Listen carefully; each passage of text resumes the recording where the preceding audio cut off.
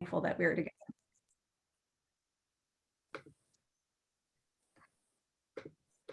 All right.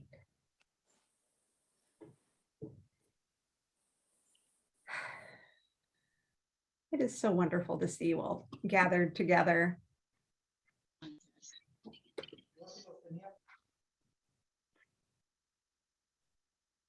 Is the meeting actually taking place in Morris Township? Well, that is a good question. So we are Morris area together. I am in Morris County. A number of us are in Morris County, but there's not one central location where we are all located. So I am in Brookside, which is part of Mendham Township, and I see people from Morristown, and I'm sure from yes, if you want to let people know how you are connected, what institution you're connected with, you can go right ahead and add that in the chat. And that being said, officially welcome. Good evening, everyone. My name is Reverend Nicolette Saragusa. I am the pastor of Brookside Community Church. And on behalf of Morris Area Together, I'd like to welcome you to tonight's press conference focused on non-emergency medical transportation here in New Jersey. A couple of helpful hints for gathering via Zoom. We expect about 100 people to join us live on this call. Some of you are sitting together as families. Some of you are here on your own. All are welcome. More will be watching this recording later. So we want our recording to be the best it can be. A couple of ways to make it the best possible experience. One is to make sure that your microphone is on. So if your microphone is on, then that can interrupt what's happening when different people are speaking, and that can be a little distracting. So I encourage you to make sure your microphone is off. But we'd love to see the faces of everyone who has gathered. So those of you who are on a computer that has the capability, we invite you to turn your cameras on. So again, cameras on, microphones off. If you have something you want to contribute, if you want to let us know where you are from, there is a written chat function, and you're welcome to add your responses in that chat box rather than speaking it aloud. Our intent this evening is to gather for about a half hour. So to begin, I invite you to join me in a moment to prepare our spirits. Now, I come from a Christian perspective. However, Morris Area Together is a group of people from a variety of backgrounds and traditions who are united in our common work. Thus, in this time that I call prayer, if you are more comfortable centering or grounding in another way, please do so. Will you join me in preparing our hearts? Gracious God, who is known to us in many ways, we thank you for the opportunity to gather, to speak, to listen. From traditions rooted in storytelling, we believe in the transformative power of testimony. Open our hearts to the stories we attend to tonight. May they help us understand the world as it is, so that we may be encouraged in our continued work towards justice and equity. Inspire us to build a world where we honor the humanity of all people.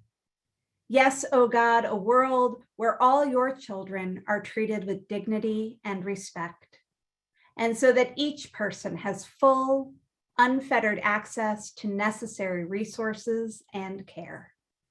Amen. Beloved ones, with our hearts and minds prepared for this time, I invite Bonnie to continue leading us in our time together. Thank you, Reverend. Good evening. My name is Bonnie Rosenthal. I'm a leader at Adat Shalom and a teacher at Temple B'nai Or, both here in Morris County. Tonight, we are here because thousands of the most vulnerable people in New Jersey, people on New Jersey Medicaid, are not getting safe and healthy transportation services they need and deserve. And as you'll hear, the problems with these transportation services are not rare. In fact, they're systemic. This is unacceptable. In New Jersey, we can and must do better. In the next few minutes, we will share with you what has been happening in our state for years. We'll share with you what we've done already and the steps we will take now and in the coming months. The stories you'll hear tonight make it blatantly clear. We must act. We cannot rest until change is seen, felt, and real, measurable improvement happening. So thank you for coming, and let's get started. In the last year, faith and nonprofit leaders with Morris Area Together, a coalition of more than 18 congregations and nonprofits and a chapter of New Jersey Together, listened to over 2,400 people.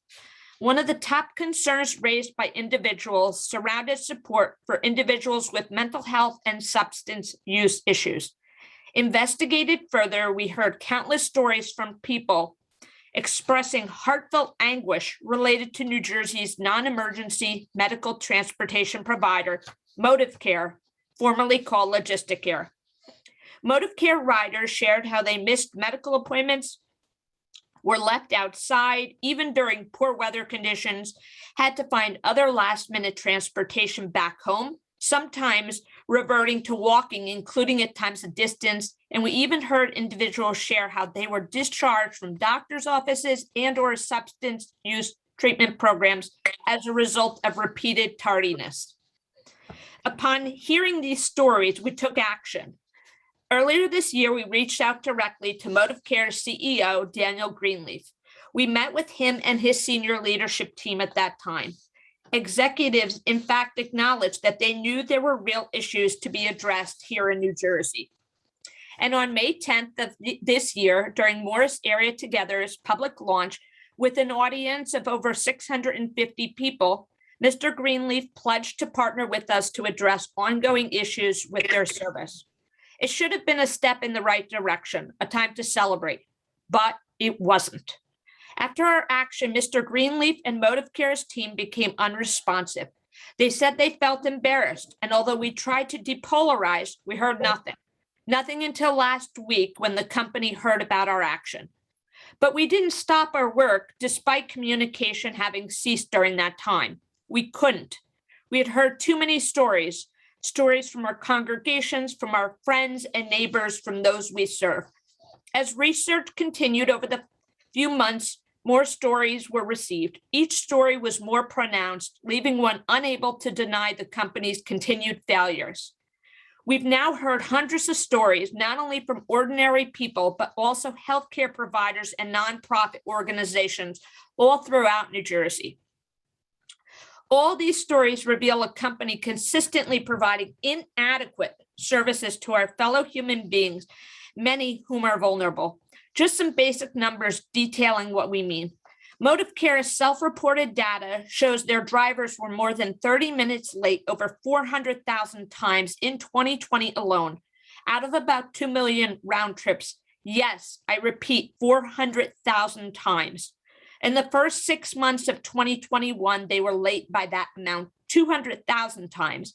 And people are reaching out for help, calling their Where's My Ride line 878,000 times in 2020 alone. These problems are not new, with nonprofits budgeting tens of thousands of dollars in donations and staff time to transport people who should get ModivCare's help.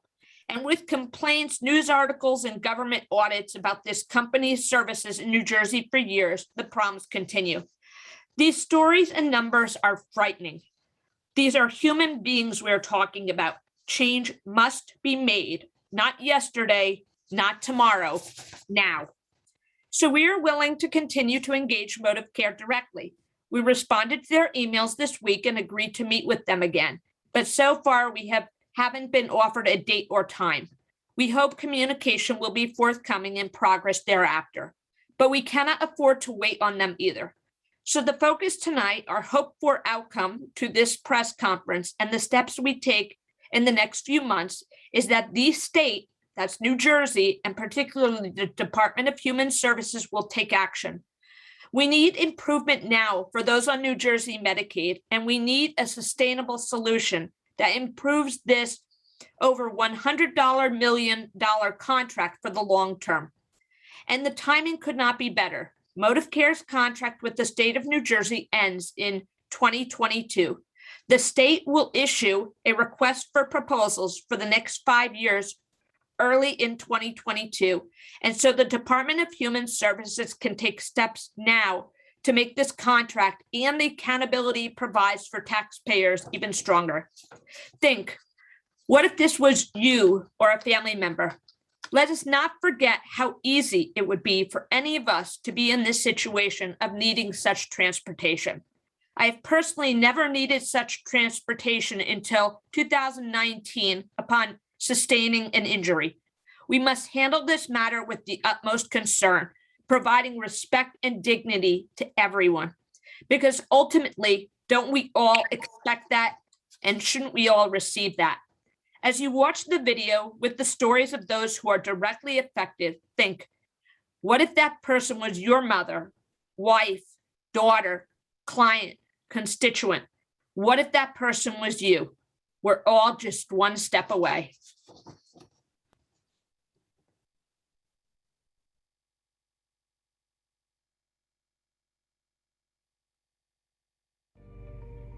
New Jersey has entrusted ModivCare with its non-emergency medical transport. Medicaid recipients like me,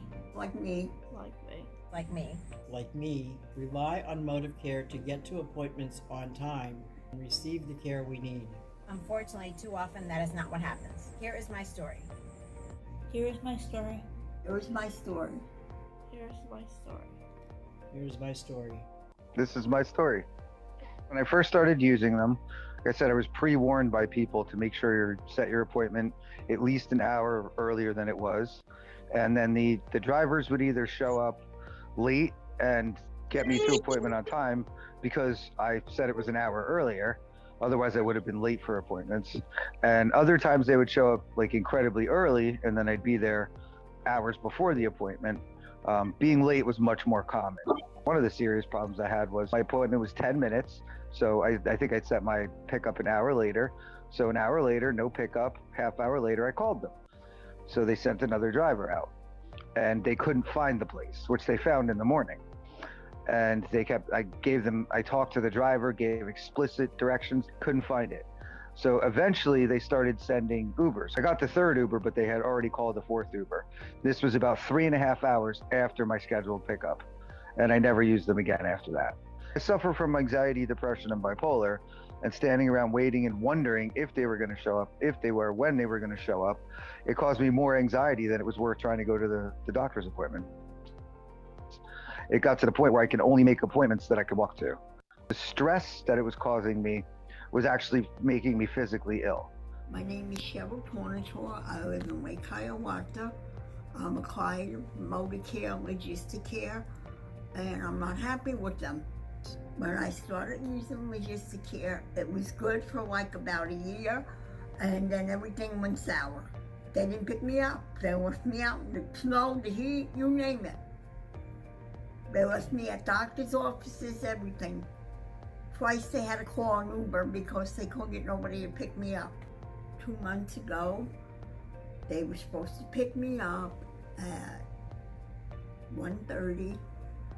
They told me they had to text me. I don't text. They couldn't get me a lift, and they left me out in the hot sun for over an hour, almost an hour and a half, until I went home and just gave up. Hi, I'm Lisa. I live in Morris County. I'm a female, and I work at a movie theater.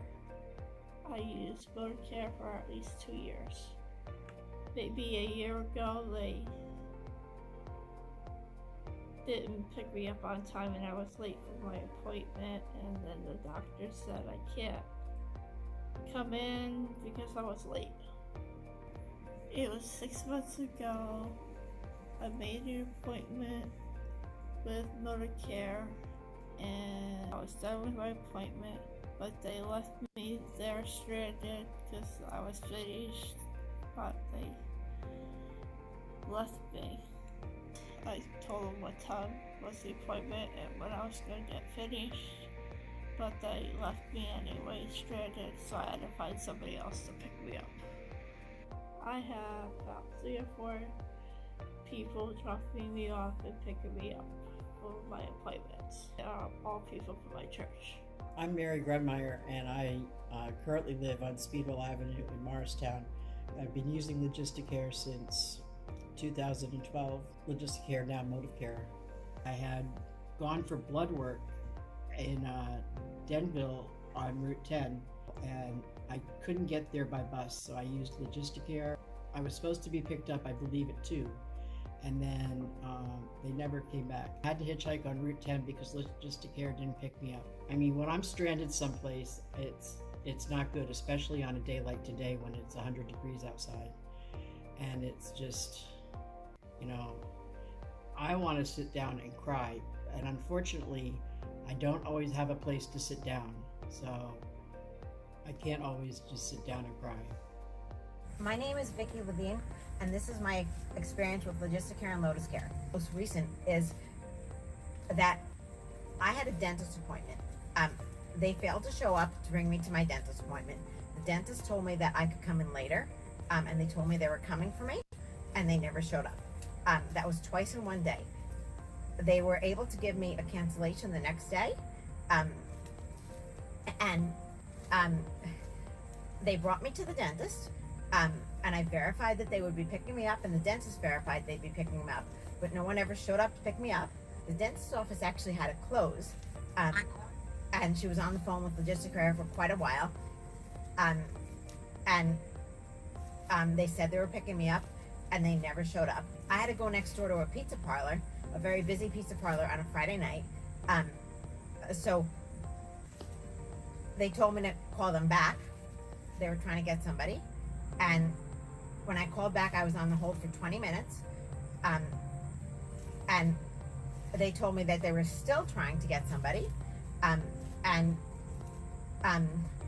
by that time it was about to get dark, and they still didn't have anybody. It was not really within walking distance, but I walked home. Yeah. My name is Beth Holloway. I live in Wharton, New Jersey. My experiences with ModivCare has been relatively negative. Many drivers have issues with transporting my service dog, and my most negative experiences was when the driver pulled up, saw the dog, and sped away without explanation. When I make reservations for transportation, I always let the dispatcher know that the service dog is coming with me. I think it's very unfair. I mean, it's hard enough traveling, and worrying about whether or not my ride is even picking me up should be the least of my worries.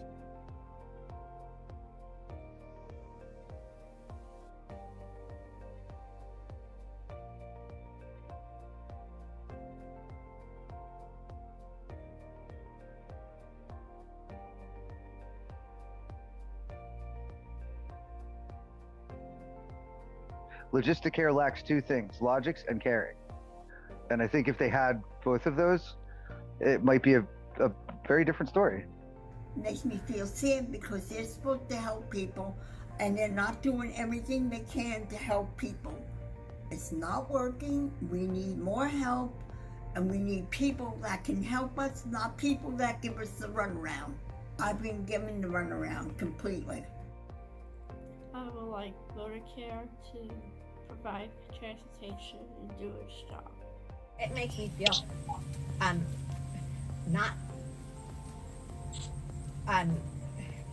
not like a person. It makes me feel like they don't care. People depend on these services. There is no excuse for this. Um, I think the driver should at least be aware of the law and that legally they cannot discriminate against a disabled person who travels with a service dog. It's unfair that the companies who are contracted to provide such transportation are discriminatory. New Jersey deserves better. It's time to hold LogisticCare and ModivCare accountable.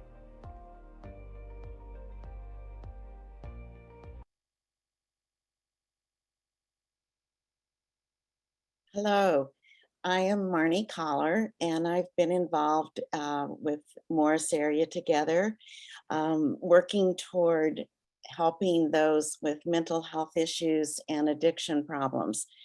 I've seen this video more than once, and I find myself feeling more and more frustrated. And I wonder how we can listen to these stories and many, many more without feeling sadness and frustration for those who are so affected by a service such as ModivCare.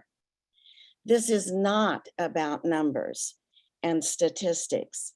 It is about people who deserve to be treated with dignity and respect. As you heard from Bonnie, we have not, nor are we going to stop our work. Here are the steps that we have taken so far and will be taking in the coming days. First, this week we have pressed for a meeting with Commissioner Edelman and Assistant Commissioner Jacobs at the Department of Human Services. It is their job to hold ModivCare accountable for the current contract. It is their job to ask tough questions and demand more. It is also their job to write the request for proposal for the new contract that will be developed in 2022. We want to be in conversation with the department now. Business as usual cannot be acceptable given the failures of the past. The Department of Human Services is spending our tax dollars on this service, which is so lacking. Before I go further, I am pleased to report that we received a call from Assistant Commissioner Jennifer Jacobs late today, offering to meet with us.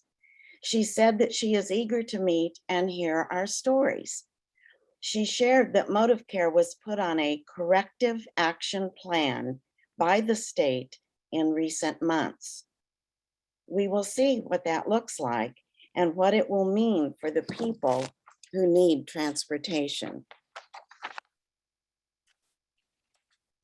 Secondly, we are going to directly engage the private companies who do this transportation work. We will continue to offer to meet with ModivCare, but by the end of the week, we are also going to reach out to their competitors nationally as well. Perhaps there is someone else who can do the job better for our state, our taxpayers, and most importantly, for our neighbors in need of this service. Thirdly, we will engage the legislature about their role as regulators of the Department of Human Services. Two of these legislators are here today from both parties. I would like to introduce Assemblywoman Aura Dunn and Assemblyman Nicholas Sharvolati and ask each of them if they are willing to work with us. Then we will give them each some time to talk about their reactions to this issue and what they have heard tonight. Assemblywoman and Assemblyman, are you willing to work with us to ensure that ModivCare improves their services now, to ensure that the Department of Human Services strengthens the RFP for next year and holds ModivCare to a higher standard now through proactive oversight, and to work with us to bring other competitors to the table? Are you willing? Beyond willing, ready, because it's long overdue. I've heard, listening to your stories, and I see many of the clients that didn't get served are from my district. And if anyone's familiar, Morris County is not easy to navigate. But it's a lot of mileage that you have to cover. So I am of course saddened, but also very angered by these stories. And I'm relatively new to the legislature, so I was not aware of this history of inadequacy and neglect. Reading the report, the Inspector General's report, which was back in 2016, right. There were no metrics adequately met. Actually, the part about punctuality and services was at the bottom of the list, starting with vehicle standards, background checks, everything. I almost feel like, were they given an opportunity to see what are they good at? So I'm marveling at how long this has been going on. So yes, absolutely. I think we have to do something now. And in terms of the RFP, strengthened, opened up for more competition, clearly, because having this one agency or one provider really it's an indication that there's no incentive to provide the appropriate care. And I know the gentleman shared that there's no logic in the care with the old name. Well, for motive, seems that there's no motive either to care. So that was a very long answer to a resounding, really, it should be a resounding yes. Thank you, Marnie. Thank you.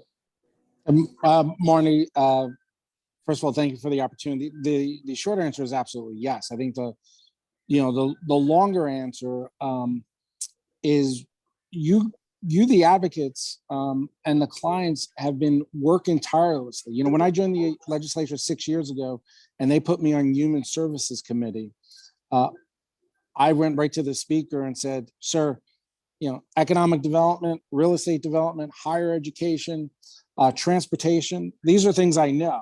I don't know what I'm going to hear or learn on human services. And I will tell you, it has probably been the most frustrating yet uplifting committee I've served on in my 6 years in Trenton, because it's about real people. It's not about statistics. So the short answer is absolutely, we want to continue to be an advocate, whether we're in the state legislature or not. Oh, thank you both so much for your support, your passion, and your willingness to work with us. We want to accomplish the necessary actions and changes for this cause, which so dramatically affect the lives of those in our communities who need a compassionate and dependable transportation service.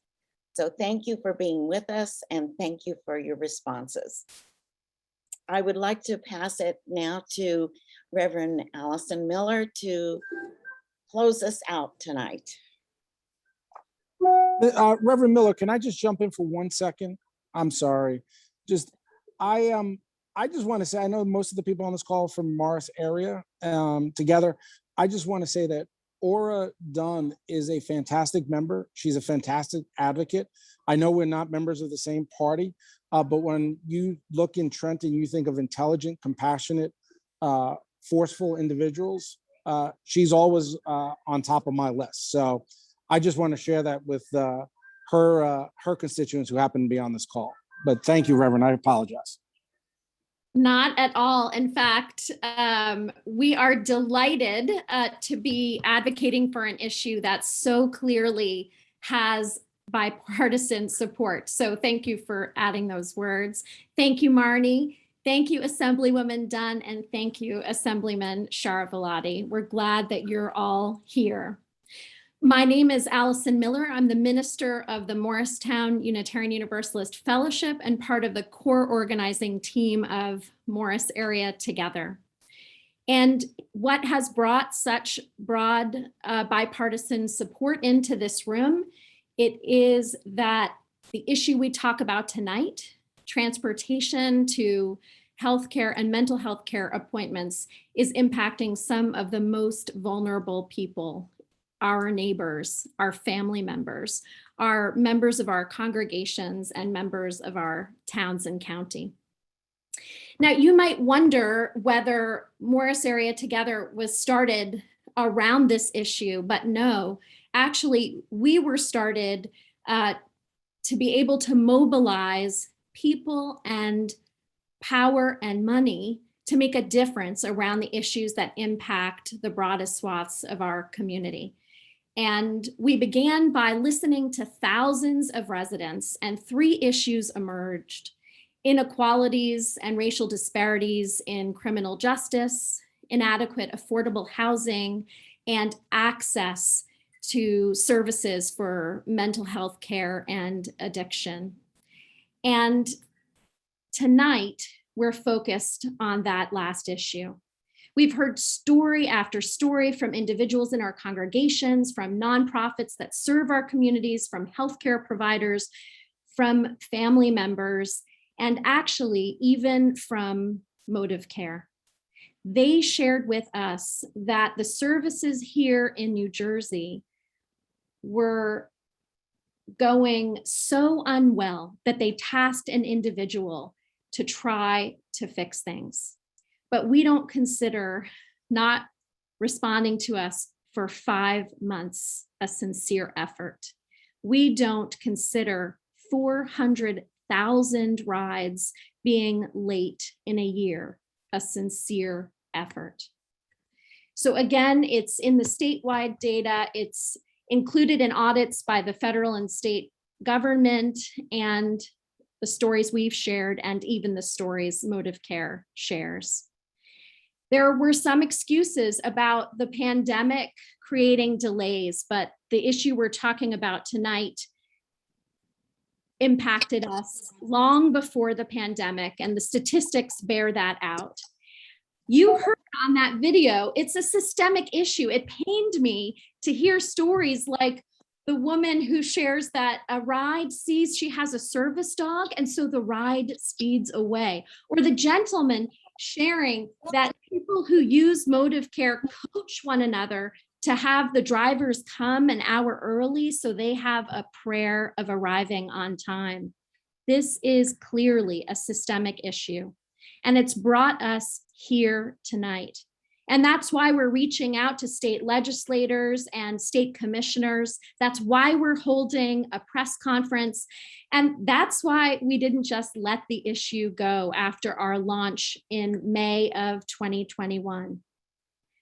All of us, people of faith and people of goodwill, are called to show up for one another when we are in trouble and in need of help. In fact, perhaps the greatest purpose of religions of all kinds is to be a humanizing force in the context of dehumanizing forces. And sadly, there are many in this world at this time. And that's what Morris Area Together is all about: building the beloved community, recognizing in one another's faces and lives and stories common struggles and common joys. And tonight we're here about an all too common struggle of thousands of our neighbors. And I would say this to our politicians who are here tonight: I believe that government at its best serves some of the same purpose as religion, to be a humanizing force in the world. The laws we pass, the regulations we create, the contracts we sign can serve to restrain the heartless. Tonight is about nothing short of being sure to put people over profits. That's what brings us together. So here is our call to action. Number 1, that ModivCare improves their services in meaningful ways, specifically on-time arrivals and reasonable waits for departures. And 2, that our elected and appointed officials and everyone on this call and in your respective congregations and nonprofits and community organizations monitor ModivCare's service and hold them accountable to significant improvement. It is also time for us to explore competitors. The residents in New Jersey deserve better. Even ModivCare has admitted that fact. So tonight, I close by offering a prayer that has everything to do with the hearts and the minds and the collective will of the people in this room.